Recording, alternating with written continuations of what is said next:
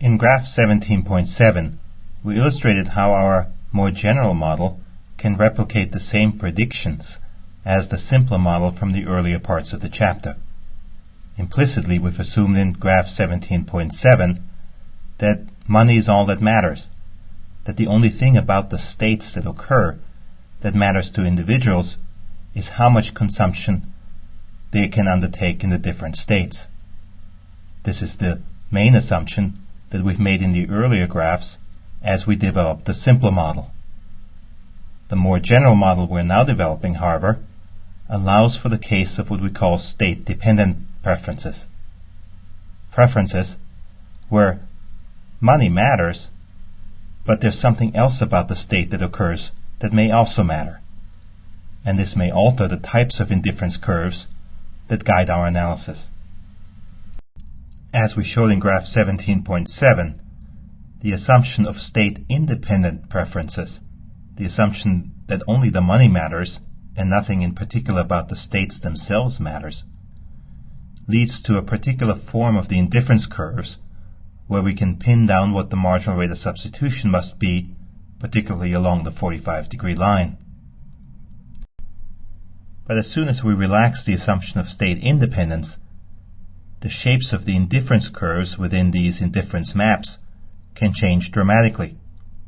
There's now no longer any particular reason to assume that the marginal rates of substitution will take any particular value at any particular point. We can then see what this implies about the possible choices someone might make when facing a full set of actuarially fair insurance contracts. We can return to my wife's case, where her uninsured outcome bundle is bundle E that gives her $250,000 in the good state and $10,000 in the bad state. The actuarially fair insurance line then passes through E and has a slope of -3 when the probability of the bad state is equal to 0.25. The full insurance contract C lies on the 45-degree line, but now that we no longer have the state independence restriction on the shapes of indifference curves, it may well be that the indifference curve that passes through the full insurance contract C actually lies below E, and thus the individual would prefer no insurance at all over full insurance. That does not, however, imply that the individual won't buy some partial insurance. The indifference curve that passes through the partial insurance contract B passes above the no insurance bundle E, and therefore this individual would prefer the insurance contract B over not being insured. Her optimal insurance contract, however, would be the insurance contract A, where her indifference curve is tangent to the actuarially fair insurance line.